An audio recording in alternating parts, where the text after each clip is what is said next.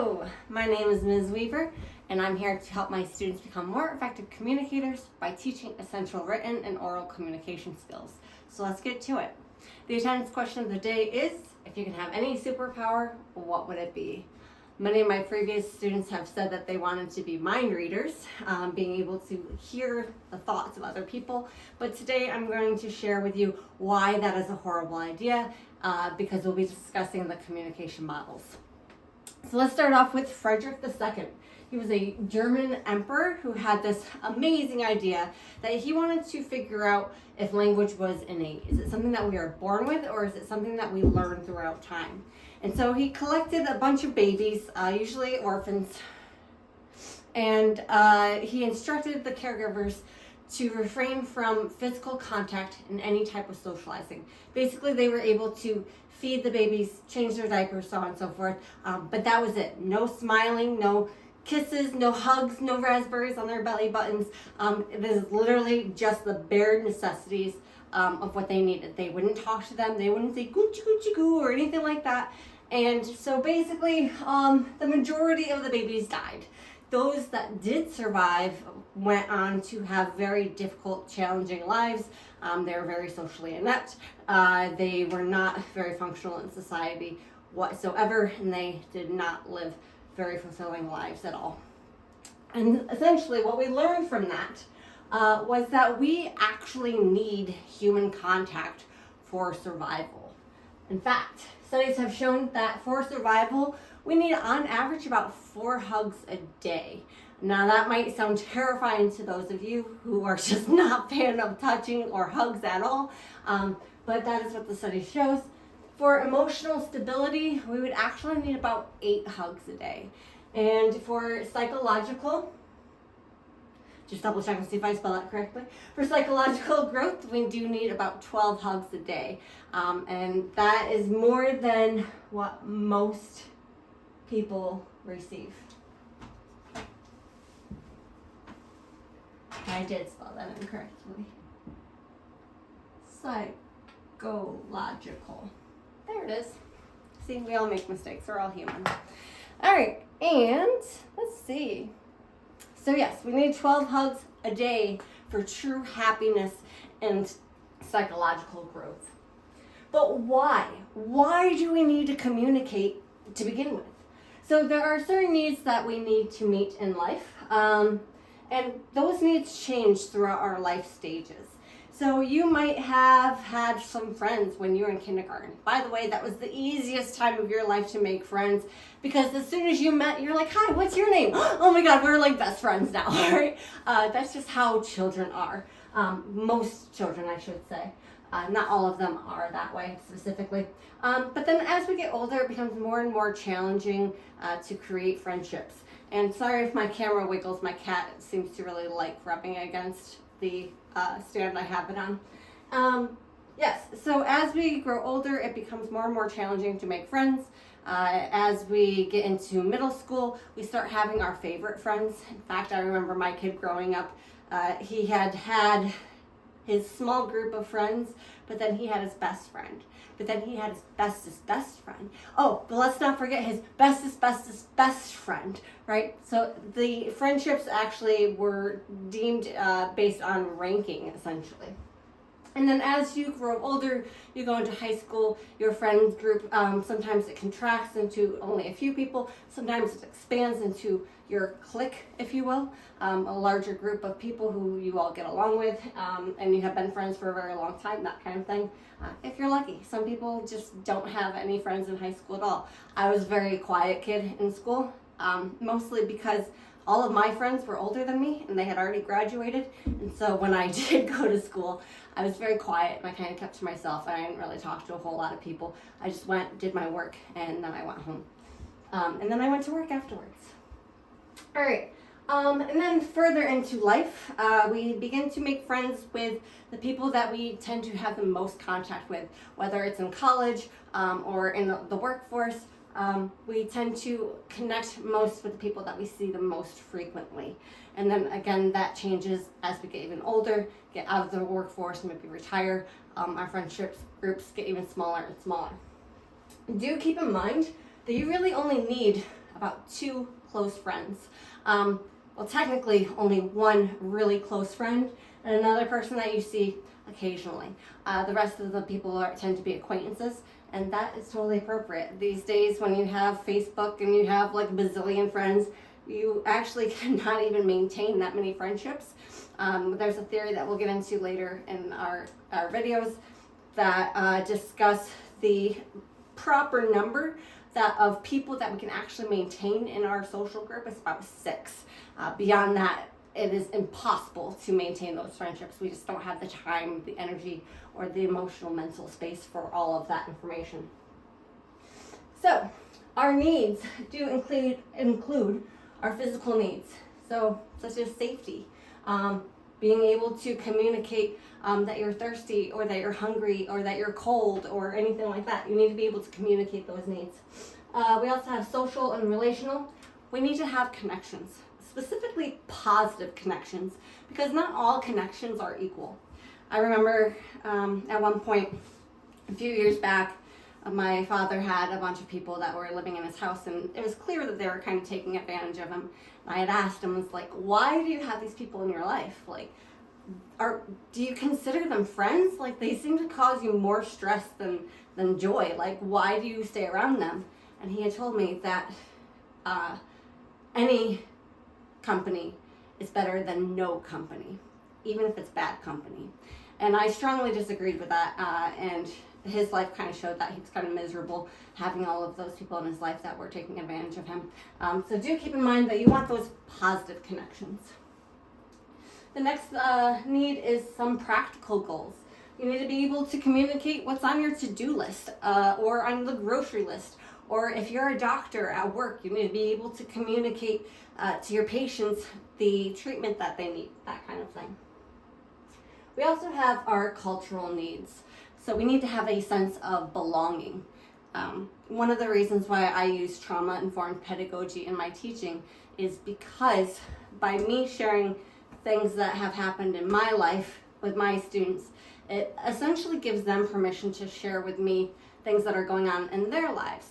A lot of the times those past experiences make learning very difficult or challenging, and so we kind of need to work through some of those past experiences in order to focus on and learn the information that we are trying to obtain. All right, next up is culture. So culture is essentially a shared system of values, norms, traditions, languages, and symbols.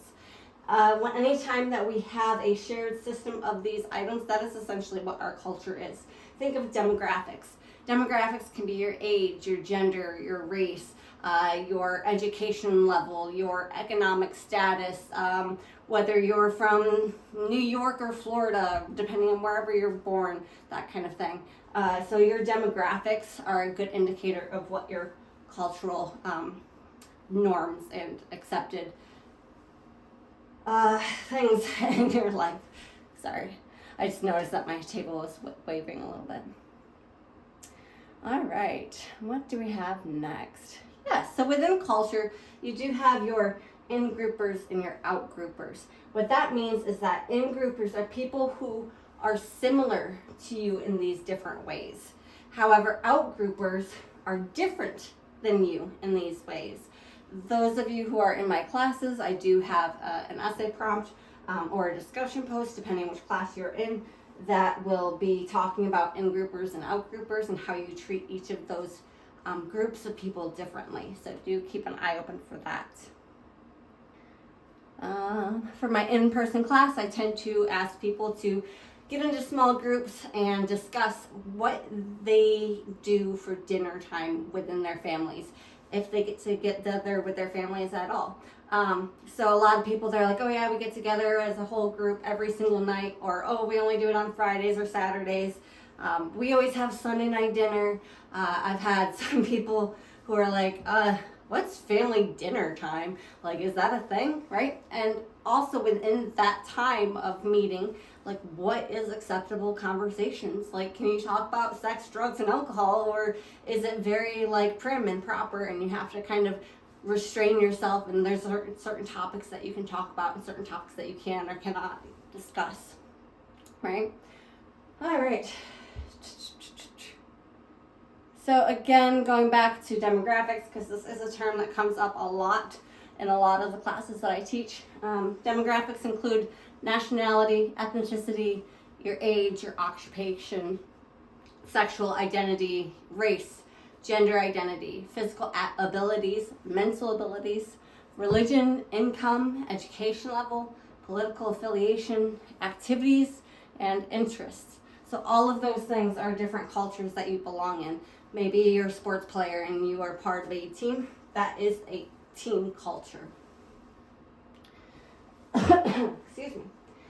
So, according to Mark Orb, there are 3 strategies to manage these cultures, especially when you're part of 2 cultures.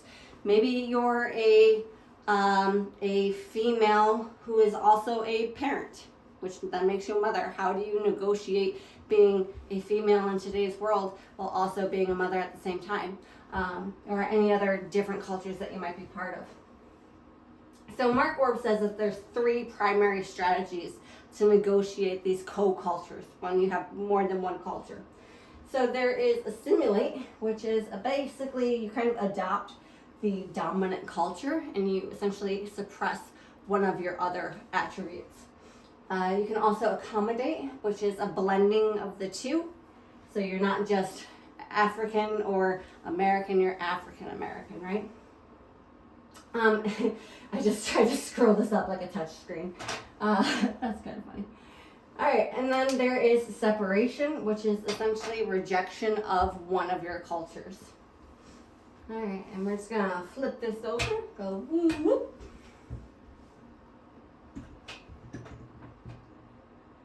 I'm flying through this today. All right, so here we have a few definitions that we're going to talk about in just a moment, but this whole section is going to be about communication models.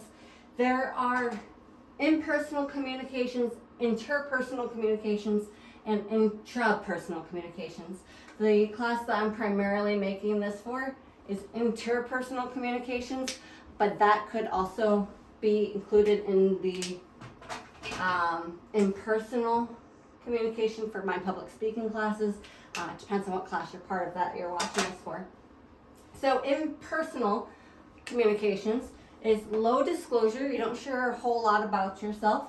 It's a very shallow connection. You don't really learn much about the other people that you're talking to, right? So it's very shallow. It's kind of like on the surface level. Maybe it's a person that you ran into on the bus and you strike up a conversation, or maybe you're flying somewhere and you sit next to somebody on the plane. And you have a conversation during that flight, but then you know darn well that you will never see that person ever again. That tends to be that impersonal, short-lived kind of interaction. And then we have interpersonal communication, which goes a little deeper.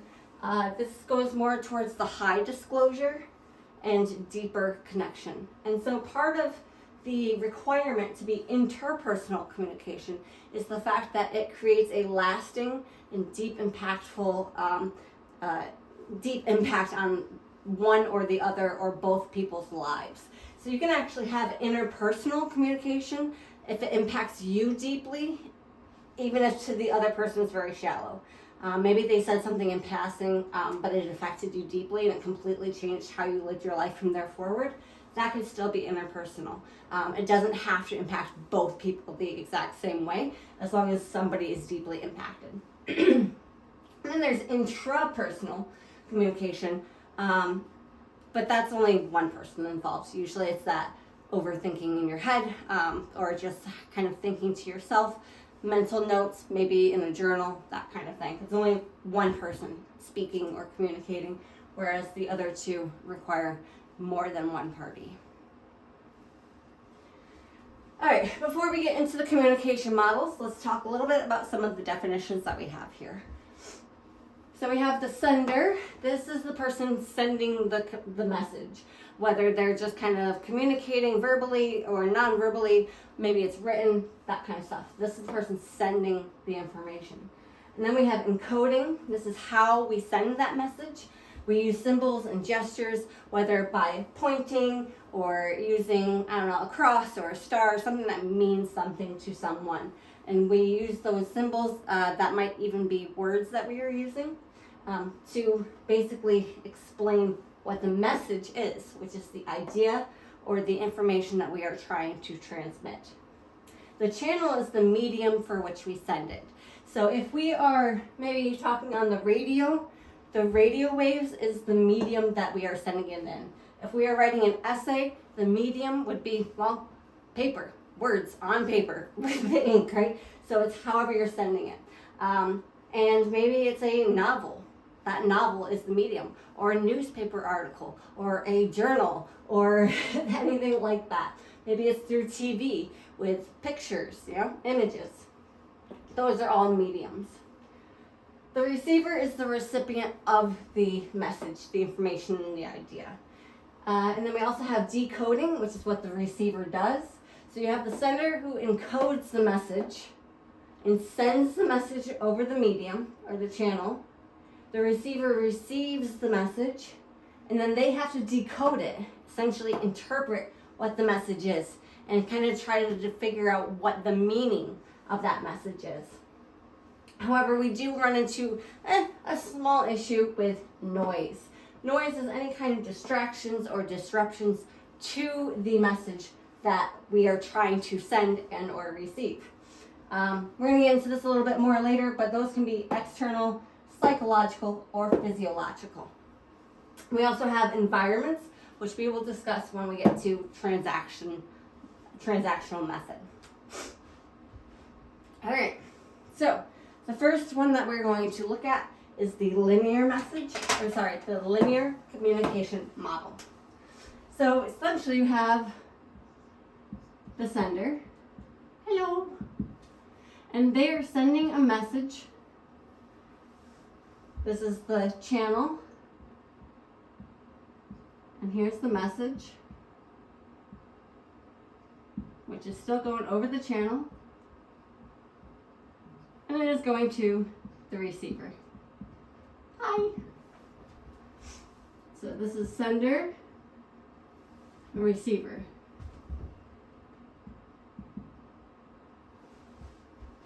And that's it.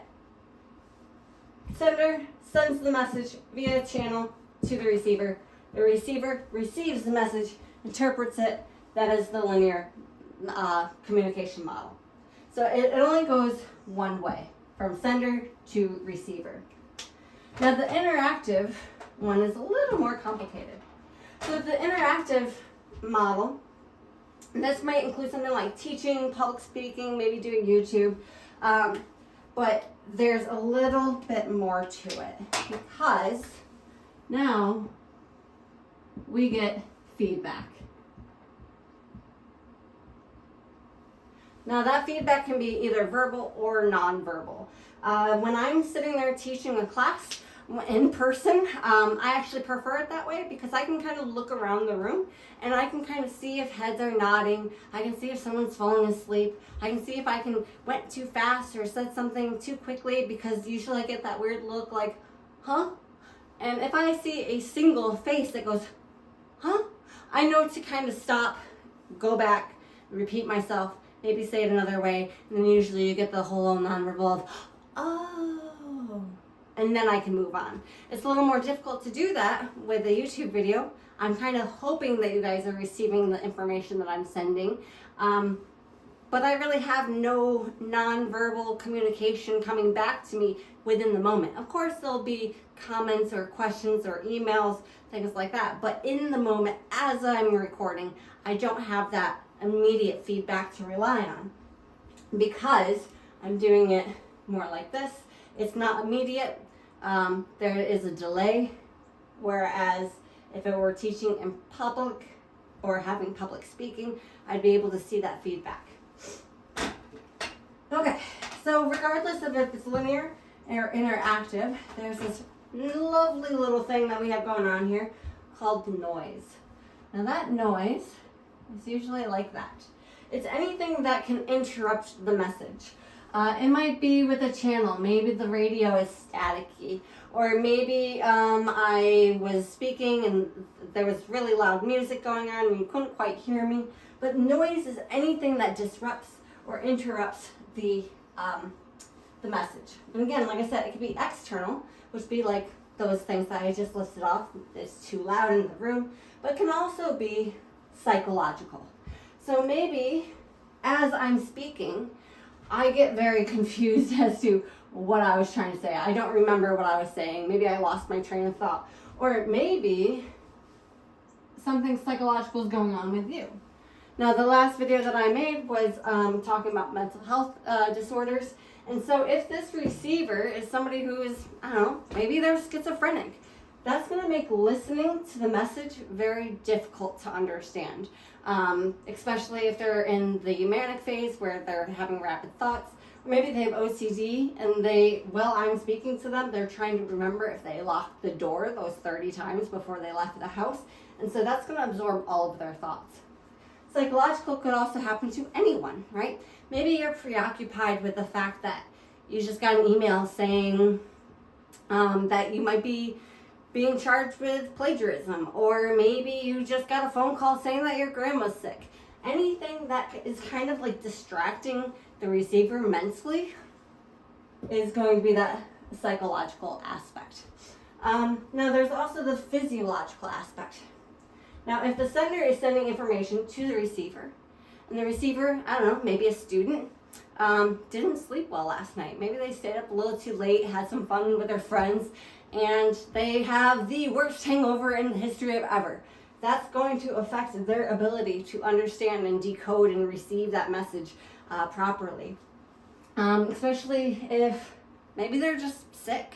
Maybe they're not feeling that well. And so when I see students that are kind of tired and their head is nodding down, I don't always just instantly go to, oh my gosh, my lecture's so boring, I'm not maintaining their interest.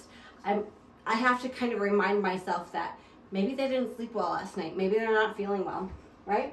So all of those things can be things that interrupt this message. All right, so with the interactive teaching method, we do get that feedback. That feedback could also experience some of those noise, like I said. Even though the receiver might not be feeling well and I see them nodding off, I might think like, oh, my information isn't that important or isn't that interesting to them. And so I change it up. Maybe I have to repeat myself. And so that feedback loop can actually change the entire interaction. Moving on to the transactional conversations. Just double checking my notes here. So those have the environments, fields of experience. So everyone has their own field of experience. So this is experience 1. This is field of experience 2. And rather than sender and receiver, everyone is now communicators. So this is communicator A, and this is communicator B, right? And then within communicator A, we have their field of experience. Now this might be their location. Maybe they're driving down the road, they're talking to communicator B on the phone, and they're sitting there stuck in traffic. Maybe there's loud noises going on, construction's happening, so their field of experience is experiencing certain kind of noise that communicator B is not experiencing. It could also be related to past experiences. So maybe communicator A is talking about this huge fight that they just had with their dad. Meanwhile, communicator B, their father just passed away somewhat recently. And so when communicator A is talking about this disagreement and they're having a hard time, like they're very angry with their father, meanwhile, communicator B is very distracted by the topic of the conversation. They're kind of lost in their own little world, so they have their own noise going on in their own mind about the conversation, so the information that's being sent isn't necessarily being decoded properly. The fields of experiences could also be influenced by the cultural backgrounds. So with these people being from different backgrounds, different ages, different genders, that can all influence the effectiveness of the communications. Do keep in mind that they do have this shared area of field of experience, and that is where the message is. So as the message being sent, their experiences are overlapping, and so they have this opportunity here. In addition to the transactional method, is that the feedback goes both ways because they're both communicating. The message is no longer going one way, it is going back and forth. Communicator A says something, communicator B listens and then responds. So now communicator B is sending the message, communicator A is receiving. And so that information goes back and forth. That's where the transactional comes in. It's transitional between the two of them. All right, let me just double check, make sure I went over everything. And I think that is it. This was a super short lecture, if I'm not mistaken. I guess so. All right, with that being said, oh, by the way, this is Gus. Say hi, Gus. He's my big chubby kitty. I love him very much. All right, goodbye, everybody, and I'll see you next time.